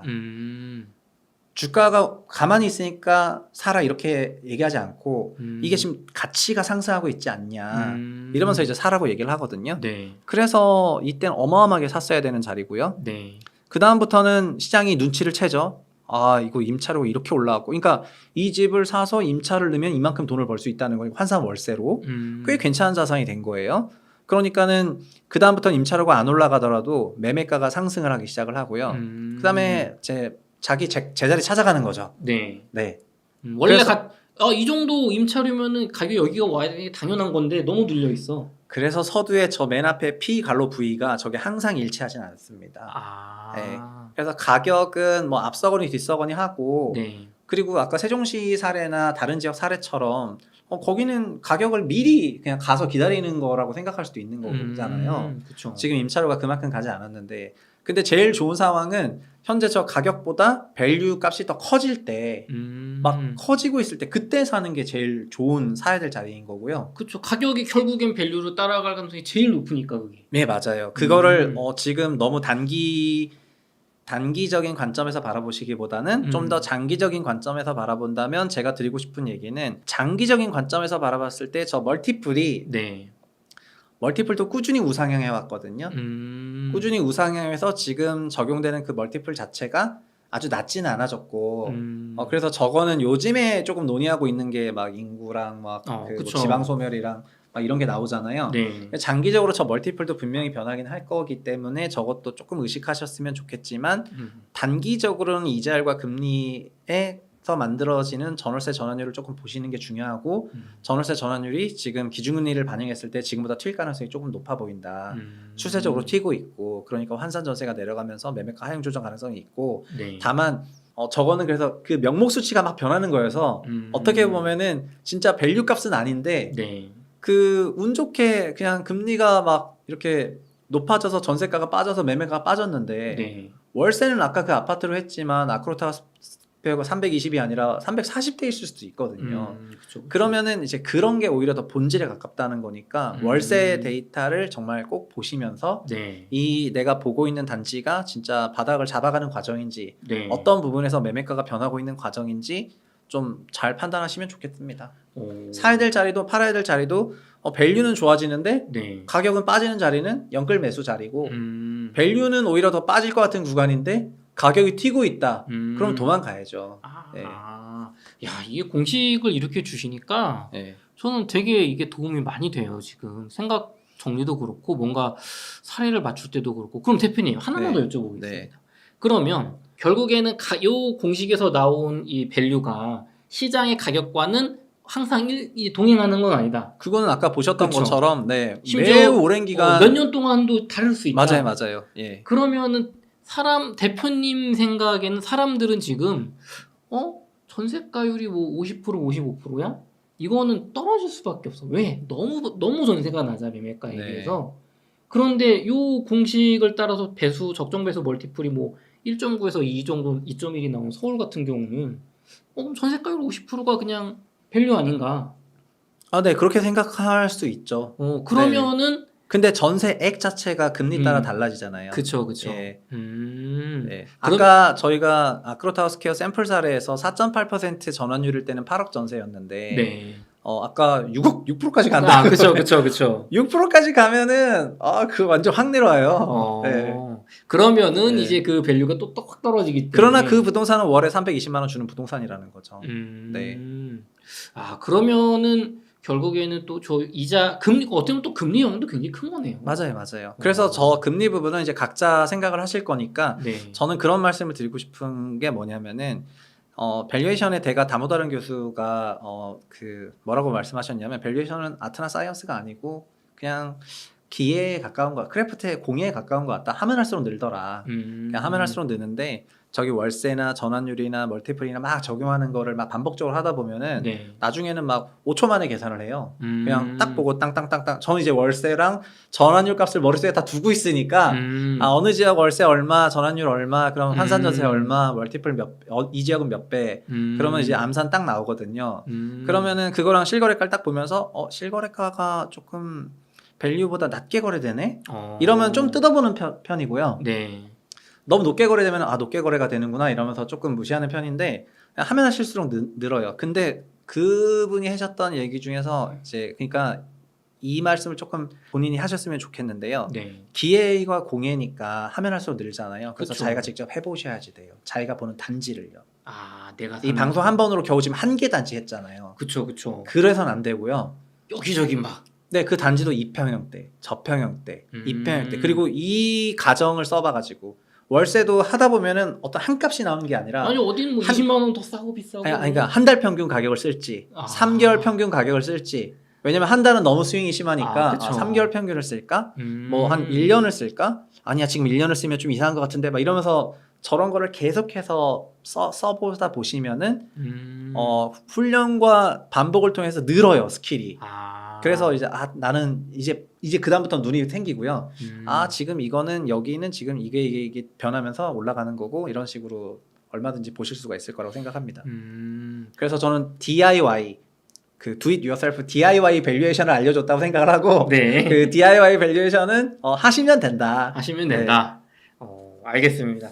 대표님 그러면 이렇게 긴 시간 얘기해 주셨던 요 어떤 공식에 대해서는 일단 요 정도로 하고 그럼 앞으로 전망, 이 공식을 이용한 전망 시청자분들이 궁금하실 1월에 바닥을 치고 다시 상승 혹은 지금 가격을 유지할 거라는 의견도 어느 정도 지지를 얻고 있습니다. 또 반면에 일시적인 데드캣 바운스다 가격 다시 하락할 거다라는 의견도 있는데요. 아까 중간중간 대표님 설명을 해주시긴 하셨지만 속 시원하게 한번 말씀해 주시죠.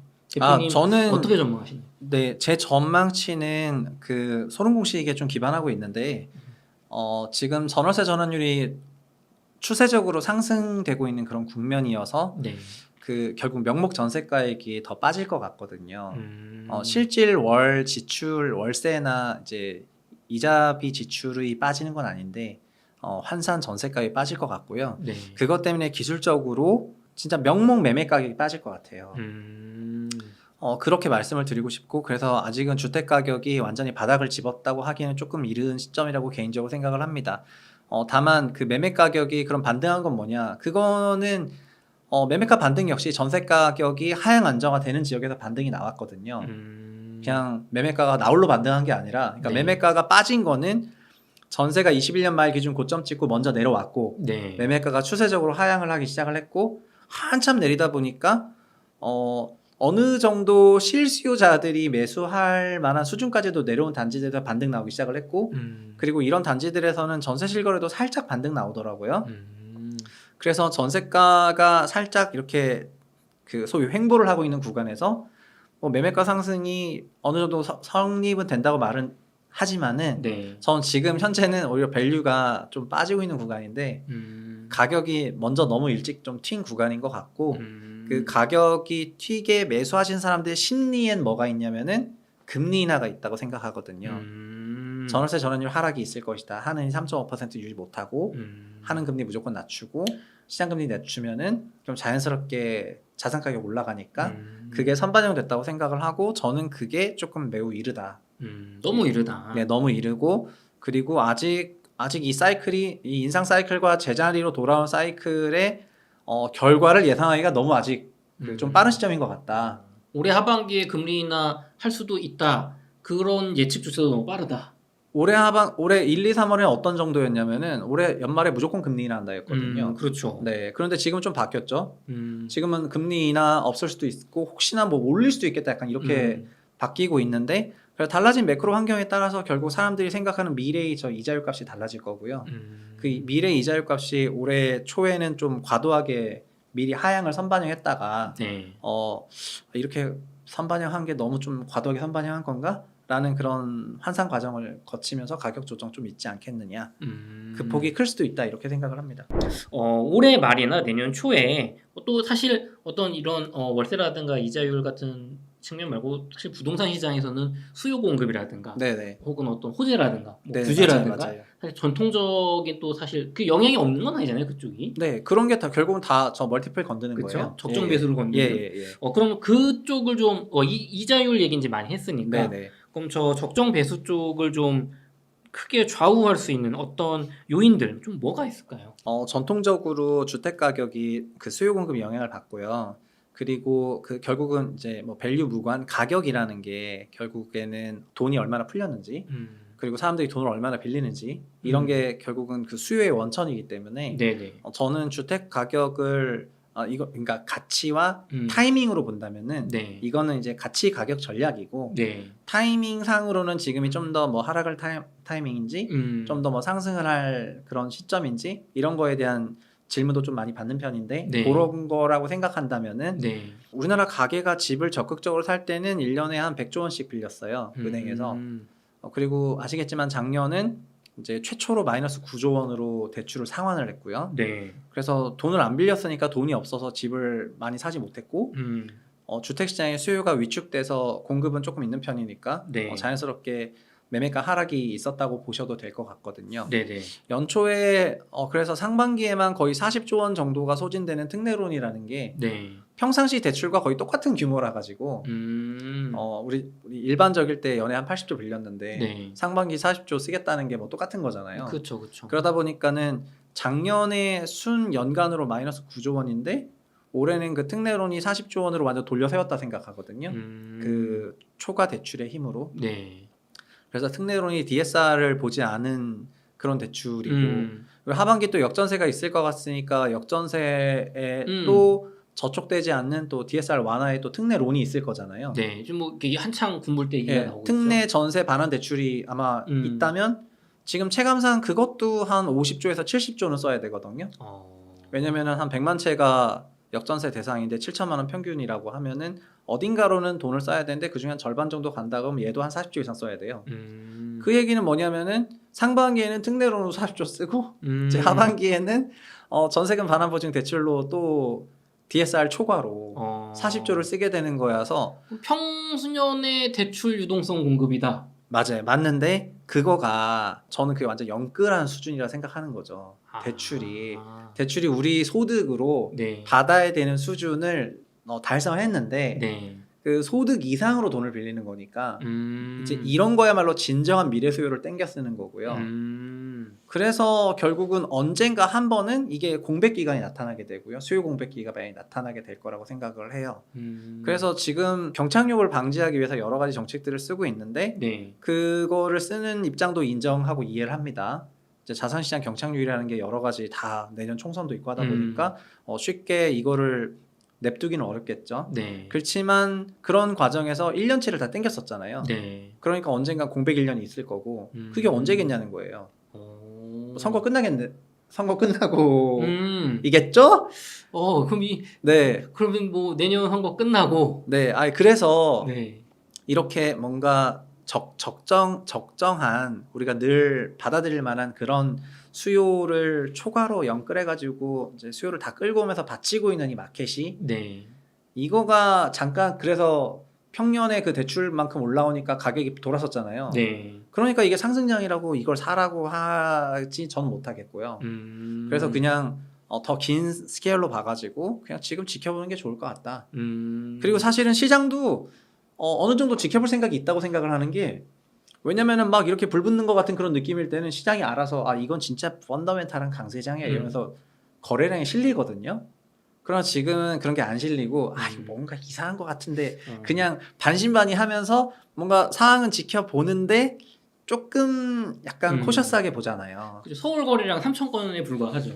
네, 전국도 평년의 절반에 불과해요. 그러다 보니까는 아직은 시장에서 그 뭔가 캥기는 그 부분이 존재한다는 거고, 그게 뭐겠느냐라고 하면은 뭐 그런 집단지성이 있다고 저는 생각을 합니다. 그래서 현재는 한도 초과 수요로 만들어낸 어떤 준인위적 강세장이 조금 가깝지 않냐.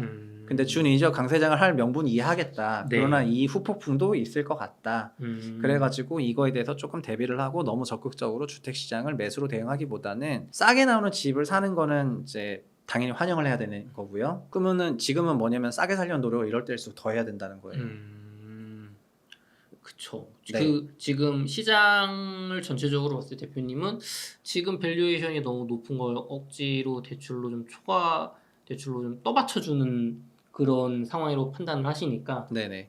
적극적으로 매수를 추천하지 않고 만약에 산다면 그만큼 싸게 사야 된다. 네, 그러니까 분양가 상한제 청약이라던가 뭐 3기 신도시 역시 모두 다 분상제로 공급하니까 네. 이런 분상제 청약이라든가 얼마 전에 파주 청약도 보시면은 거기 분상제 청약이니까 네. 뭐 경쟁률 당연히 기본이 이제 수백 수천 대일 나오는 거고요. 네.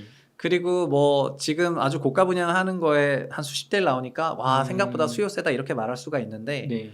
근데 어쨌든 신축 분양 주택 같은 경우에는 종전 구축 대비 신축이라는 가격 경쟁력하고 상품 경쟁력하고 그 다음에 분양가 상한제 공급 지역은 엄청나게 낮게 공급되고 네. 그러다 보니까는 이런 신규 분양 주택에 많이 관심 가지시고, 그리고 기축 같은 경우에는 결국 월세랑 이자율이랑 이렇게 환산해서 기회처럼 막 하시다 보면은 나중에 막 손에서 막 저걸 해야 돼 갖고 놀거든요. 이 정도면 적당하네. 네, 그러니까 어떤 생각이 드냐면은 그래 나중에 내가 혹시 거시경제 상황이 좀 이렇게 바뀌었을 때 이렇게 바뀌었을 때 여기까지도 간다는 거를 내가 인정하고 이제 받아들이고 살 수가 있게 되는 거죠. 그래서 본인 선택에 후회가 없게 되니까 기축 아파트 사실 때는 정말 공식을 좀 쓰시면서 싸게 살려고 노력하시라고 하고 싶어요. 저도 그러고 있습니다.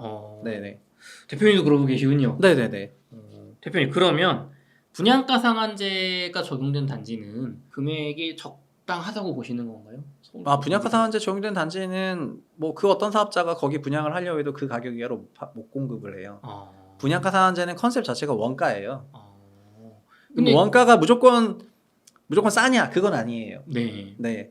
근데 어쨌든 원가 주택 공급하는 원가보다 뭐 더 싸지기가 과연 쉽냐? 이렇게 했을 때 그건 또 어렵거든요. 근데 그게 이제 거품이다라는 또 의견도 있거든요. 그 분양 원가 자체가. 분양 원가가 거품이래요? 그러니까 이 아파트 건설비가 너무 과다로 해서 분양가를 뻥튀기 한 거에서 상한제를 해서 낮춘 거다. 뭐 그런 의견에 대해서는 혹시 좀 어떤 생각을 가지고 계신지요? 네, 그 분양가에서 원가 뻥튀기는 사실은 건축비에서도 나오는데요. 그 토지비가 시세에 의제해서 평가를 하니까 오히려 더 뻥튀기는 토지에서 나와요. 주택 가격 고가일 때는 토지가 3천만 원이었다가 네. 주택 가격 안 팔리면 2천 돼 버려요. 그리고 거꾸로 주택 가격 뭐 2천에 자기는 매입을 했는데 네. 뭐 주택 시장 옆에 다 올라가지고 자기 환산 그 감정 평가액이 갑자기 3천 돼 버리면은 난 사실 2천에 샀는데 감정 평가 받아보니까 3천 돼가지고 오예 3천 이러면서 3천 원가 이렇게 하는 거거든요. 그러다 보니까 분양가 상한제 부분에서도 토지는 스윙이 심한 편이고 건축비는 작년에 전쟁 때문에 엄청 올랐었지만 지금 조금 안정화되고 있는데 둔촌주공 사태 이후로 건설회사들이 이거 조합한테 청구하면 공사비 다 받을 수 있겠다라고 생각을 했기 때문에 조합한테 다 청구하는 거고 조합은 또 둔촌주공을 보니까 이거 일반 분양 가격 높이면은 어떻게든 되겠는데 약간 약간 이렇게 해가지고 결국은 다음 수요자한테 계속 넘기는 방식을 쓰면서 이렇게 올라가고 있긴 하거든요. 그러다 보니까 지적은 인정하고 공감이 되는데요. 근데 제가 말한 분상제 지역은 3기 신도시와 그 분양가 상한제가 적용되는 지역은 일부 지역이에요. 네, 그래서 이런 지역에서까지도 분양가를 비싸다고 하기에는 그건 아니지 않나. 그러면 민감한 질문 네. 하나 드려보겠습니다.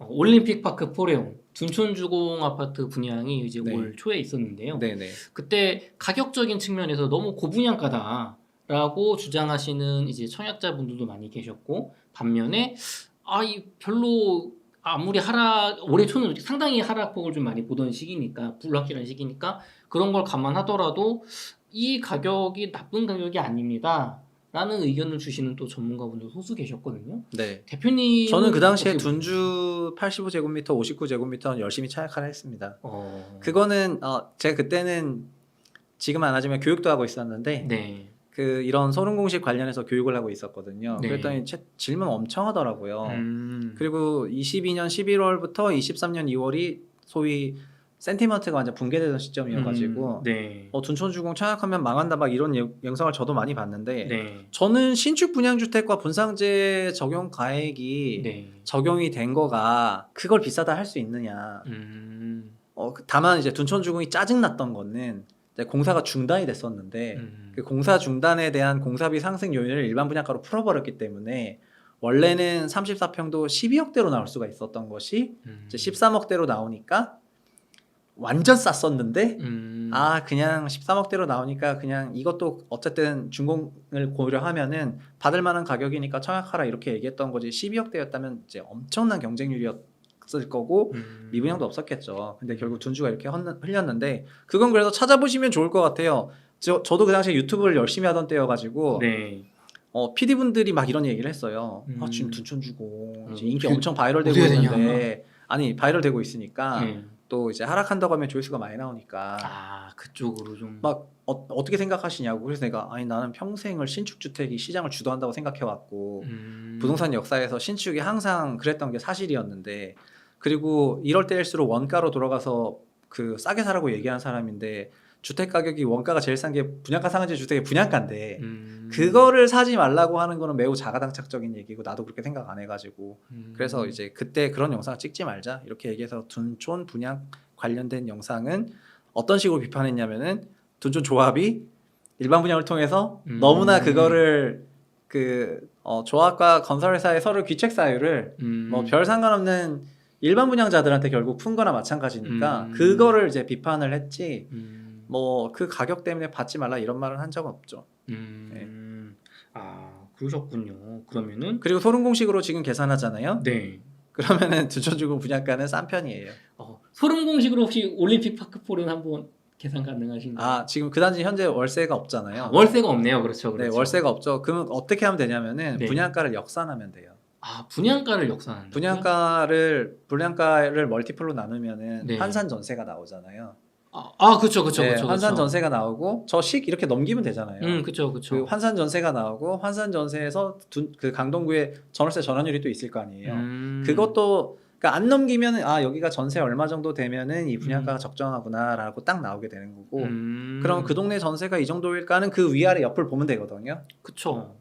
네, 그래서 강동구 쪽에 있는 주요 신축 아파트 단지랑 또 송파구 남쪽에 있는 그 신축 아파트 단지들 쪽좀 비교해서 보면은 전세 가격이랑 멀티플 배려했을 때 13억은 싼 가격으로 나와요. 그럼 전세가 주변에 7억 정도라고 했을 때 적정 매수 2 곱해주면 아니요. 강동구는 2배를 못 곱하죠. 2배는 이제 서울의 최고 상급지가 2배예요. 그럼 1.8, 네네. 1.9? 네, 여기는 1.75배. 1.75배. 예. 1.75에서 1.8배. 이 정도 1.8. 곱하시면 되겠습니다. 그럼 예를 들면 7억 원에 1.8배는 7, 8, 56이니까 네. 12억 6천인데요. 거기는 그러니까 13억대 분양을 했잖아요. 네. 여기는 전세가 7억 5천 이상이어야지 되는데요. 사실 주변에 있는 단지들을 보면은 7억 5천 전세가를 다 넘고 있죠. 네, 그러니까 신축 대단지가 준공되면은 입지 상품 가치가 좀 있을 거라 생각하니까 전세가 그보다 살짝 높을 것 같은데 그래서 그냥 분양가는 충분히 설명되는 것 같습니다. 네. 이렇게 또 오늘 정말 많은 걸 배우고 있습니다. 대표님, 그럼 무주택자분들 혹은 갈아타기를 노리시는 1주택자분들은 어떤 신호가 좀 나왔을 때 주택을 매수하시는 게 좋을까요? 그래서 이것도 같이 타이밍과 가격 전략을 다 말씀드리면은 타이밍 상으로는 우리나라 가게가 사실 정말 많이 똑똑하거든요. 네. 이런 여러 재테크 방송이라던가 투자에 굉장히 관심이 많은 분들이 한국 가게이기 때문에 이들의 집단지성이 뭐 결과적으로 보면 늘 맞았더라고요.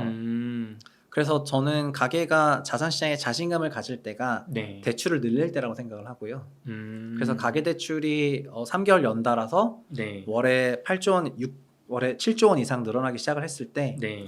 그러면 그때는 가게가 자산시장 전망을 완전 긍정적으로 보고 있는 거고 네. 그때가 강세장의 초입 타이밍이라고 저는 생각을 하고요. 현재는 그런 데이터가 안 나오고 있습니다. 네.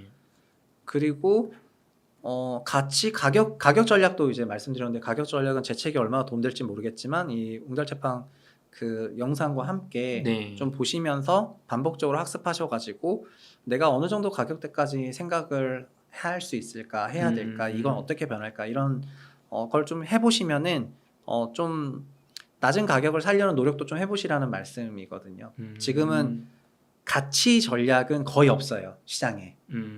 가격 전략만 있어요. 지금 매매가가 중계하듯이 매매가가 13억 5천에서 14억이 됐습니다. 14억에서 14억 2천이 됐습니다. 톡방에서 뭐 어떤 매물이 누가 무슨 집을 보고 갔습니다. 뭐 그러면서 이제 그다음에 호가를 또 올렸습니다. 뭐 계좌를 줬는데 뭐 입금을 안 했습니다. 뭐 지금 거의 뭐 완전히 그 실시간 라이브로 이렇게 부동산 정보를 택하고 있는데 네. 결국은 가격도 같이 따라간다. 네, 그렇게 말씀드리고 싶습니다. 알겠습니다. 그럼 마지막 질문 하나만 드려보겠습니다. 대표님, 전세가하고 매매가의 차이가 지금처럼 심한 상황에서 네. 가격이 더 올랐던 혹시 사례가 있었나요? 전세가랑 매매가가 이렇게 심한데요? 네, 전세가율이 높지 않은 네. 상황에서 예를 들면 이런 거죠. 지금 이 전고점까지 올라간다. 네. 데드캣 바운스로 그런 네. 의견을 주시는 분들이 만약에 맞는다면 네. 전세가는 크게 오르지 않고 오히려 대표님 떨어질 수도 있다고 지금 보시는 네네. 입장인데 전세가가 하락을 하는데 매매가가 전고점 갈 일은 없다고 생각하는데요. 그런 네. 사례도 과연 없었다 과거에. 네, 그거는 뭐 소위 실거래가가 존재하고 나서는 네. 이제 실거래가 존재하고 나서는 그런 사례는 없었고요. 근데 이제 이런 그 가격의 모형을 만든 상황에서는 네. 더더욱더 없을 거로 생각하는 게 네. 그럼 멀티플이 혼자가 갑자기 2배에서 3배, 4배 간다는 건데 네. 멀티플은 그렇게 자기 혼자 결정되는 건 아니거든요. 예, 도시 레벨과 지역 레벨과 그 시장 전체가 공감했을 때 그렇게 나오는 거고 네. 그래서 왜 평균적으로 전세가율이 한 65% 정도 된 매수가 일어나냐면은 네. 임차로 거주하다가 이 정도만 더 되면 살만하겠다 하면서 일어나는 거고요. 제가 현장 답사 갔던 단지 중에서 이런 게 있었어요. 전세 3억인 동네가 전세 5억이 됐어요. 네. 매매가가 5억이었는데 매매가 그래서 9억이 됐어요. 이게 코로나 때 있었던 일입니다. 네. 그리고 역전세 기간에 정확히 역사이클 일어나가지고 다시 전세가 3억 되더라고요. 매매는 4억 7천까지 빠졌어요. 이게 제 책에 나와 있는 사례인데요. 네. 제가 작년 12월에 여기를 현장 답사를 갔어요. 그때는 하락지가 대세였어요. 그쵸. 그 단지도 9억 9천에서 4억 7천까지 빠졌어요. 그래서 제가 어떻게 인천이 4억 2천이 빠지냐? 약간 이러면서 갔거든요. 네. 거의 반값이 되네. 그래서 갔는데 가니까 이제 전세 시세가 딱 보니까 2년 전 전세로 완전 돌아간 거예요. 그래서 그리고 그 인천 멀티플이 1.6배 정도 되는데 그래서 여기 1.6배 하니까 4억 8천 정도 나오더라고요. 그런데 실거래가 4억 7천, 4억 7천 9백 이렇게 찍혀 있길래 이 사람들이 누군지 모르겠는데 내가 생각할 땐 타짜 같다. 그러니까 8억 9천 9백에서는 못 사는데 네. 4억 7천까지 가니까 매수가 올라온 거잖아요. 왜냐면은 전세 3억에서 3억 5천 살고 있는 동네가 4억 7천 거래가 되니까 살 법하잖아요. 그쵸. 그러니까는 이런 걸 누가 알려주지 않았지만은 자연스럽게 매수 심리가 일어나게 되면서 실수요자가 사게 되는 건데 그 두 거래가 딱 찍히니까 이게 요 책의 사례인데요. 네. 제가 그래서 원래 하락지 찍으러 갔다가 네. 여기 근데 4억 7천 정도 되는 가격은 그냥 어느 정도 하향 안정화가 돼서 바닥을 잡은 것 같다. 그래서 그 다음부터 유튜브 영상 또 바닥질을 간다고 좀 바꿨어요. 네. 그랬더니 댓글에 비난이 속출했습니다. 너가 뭔데 바닥을 지정하냐. 더 떨어질 타임인데. 그 다음에 뭐 소위 인천은 뭐 3억이 제값이다. 이러면서 막 4억대 후반에 실거래가 잡히고 있는 거를 비판을 하더라고요. 근데 저는 그때 했던 생각이 여기가 여기 전세가 입주장 때문에 단기 전세가 추가 하락이 있다 하더라도 펀더멘탈한 걸 보면 과거 19년 전세 가격도 3억을 넘었었기 때문에 월세도 계산하게 되면은 그래서 여기가 펀더멘탈한 가격 올라오고 있었는데 매매가가 초과 하락을 했구나. 그래서 여기서부터는 이 가격에선 바닥이라고 말하는 게 맞을 것 같다라고 해서 이제 여기에서 영상에다가 바닥 선언을 하게 되죠. 그게 작년 12월 영상이에요. 네. 12월이면은 정말 뭐 60% 폭락간다 이런 얘기도 있었을 텐데. 네네네. 그거를 그렇게 잡으셨군요. 네, 그 12월, 1월, 2월 약 3개월 동안 제 채널에는 그 하락지를 간다가 아니고 그 바닥지를 간다는 컨셉의 영상을 막 찍어서 올렸거든요. 근데 그런 게 조회수가 안 나오더라고요. 왜냐면 하락지를 간다는 거는 막 조회수가 30만, 40만씩 나왔는데 그 바닥지를 간다고 하니까 3만, 4만으로 줄어들었고 그래가지고 제가 느꼈던 거는 주택 가격이 이렇게 이른 시간에 바닥을 잡았다는 거에 대해서 인정 못하는 것 같다는 게 있었는데 사실 그 바닥지는 거의 고점이 40% 빠진 데를 제가 가서 바닥지를 했거든요. 뭐 15% 빠진 데 가서 바닥지를 한 게 아니라 거의 사실상 주택 가격이 반토막이 됐는데 그거를 뭐 그렇게 생각 안 하면 어떡하나 이런 생각이 들어서 그리고 저는 그게 그냥 매매가가 반토막이거나 뭐 마이너스 40이니까 바닥이 아니라 그 월세를 봐라 약간 이런 거였거든요. 그래가지고 그렇게 생각하고 있습니다. 그러시군요. 그러면은 그런 지금 말씀 12월에서 1월, 2월 사이에 말씀하셨던 그 바닥지 가격이 뭐 그 정도로 입주 물량도 특히 많은 인천 이런 지역들은 거기서 뭐 그래도 크게 오르기는 어렵다라고 보시는 건가요? 아니면 거기가 바닥을 찍고 다시 상승할 거다? 그 바닥 가격이 밸류에 근접한 거랑 그 밸류가 올라가는 것도 별개잖아요. 그렇죠. 아까 봤듯이 막 3, 4년 동안 그 가치로 가지 않고 더 낮을 수 있는 거고. 네, 맞아요. 예, 맞습니다. 그럼 대표님 평가하셨던 건 밸류에 맞는 실거래가라는 거지. 그게 정말 최저가거나 뭐 더 올라간다 그거를 확정하는 건 아니다. 네네. 그 단지는 운이 좋게 가치 하락을 반영해서 매매가 하락이 급격히 일어났고, 그러니까 가치와 가격이 거의 같이 움직였고요. 올해 초는 어떤 분위기였냐면 말씀드리면요. 한국에는 임차 거래가 1년에 250만 건 일어나요. 매매 거래는 100만 건이 안 되거든요. 그럼 상식적으로 임차 거래가 많죠. 그렇죠. 매매는 거래가 잘 안 됐고 특히 서울은 작년에 평년 거래 10분의 1 됐죠. 극악이었죠. 자, 그러면 서울이 평년 10분의 1이니까 어떤 현상이냐면은 작년 하반기부터 매매가가 빠진 지역이 나오기 시작을 했는데 안 빠진 거래가 나오기 시작한 거예요. 거래가 없는 지역들. 뭐 거래가 돼야 빠지는데. 그럼 거래가 없으면 안 빠진 걸까요? 아니죠. 뭐 주변 옆에 가격 뭐 송파구가 1억 떨어졌는데 강동구는 뭐 옛날 가격일 수는 없는 거죠. 뭐 옆에 그렇지만 아직 찍지 않았기 때문에 정확히 알 수 없잖아요. 빠졌다고 확신할 수가 없잖아요. 그렇죠. 그러나 이 소름식은 임차로 빠지잖아요. 그 임차 거래는 작년에도 280만 건 거래가 됐어요. 그러면 그거를 작년 말쯤에 봤을 때 어떤 느낌이었냐면은 아직 여긴 실거래가 없는데 실거래가 되면은 여기는 이렇게 한 2억 빠지겠다. 그리고 여기는 이렇게 월세 거래 되는 걸 쭉 보니까 여기는 실거래가 없는데 실거래가 되면은 뭐 한 1억 5천 빠지겠다. 이렇게 생각을 해왔었는데 그런 것들이 지금 찍히고 있습니다. 월세하고 전월세 전환율을 딱 계산해봤을 때 이 답이 나오니까.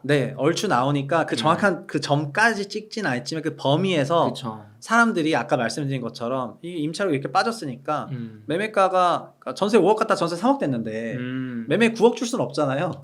그러면은 이제 매매가 언제 내려오면 매수 거래가 일어나는데 한 5억 5천쯤에서 거래가 되는 거니까 그렇게 여기 이 가격 정도의 거래가 될 것 같다 하면 그 가격에 거래가 조금 되고 있는 게 요즘 좀 현상인 것 같고 그래서 이 말씀 드리는 게 시장이라는 게 되게 이런 게 좀 들어맞을 수 있었던 이유도 뭐냐면은 사람들이 그냥 좀 다 합리적으로 생각하고 일부 비합리적인 부분에 있어서 잠깐 오버슈팅이 됐던 거가 있지만 다시 그 평균으로 계속 회귀하다 보니까 그런 것 같아요. 그래서 아까 초창기 질문에 일부에서 20년, 21년 정고점 가격 간다. 갈 수 있죠. 가려면 저기서 뭐가 변해야 돼요? 금리가 진짜 초저금리로 내려와야 돼요.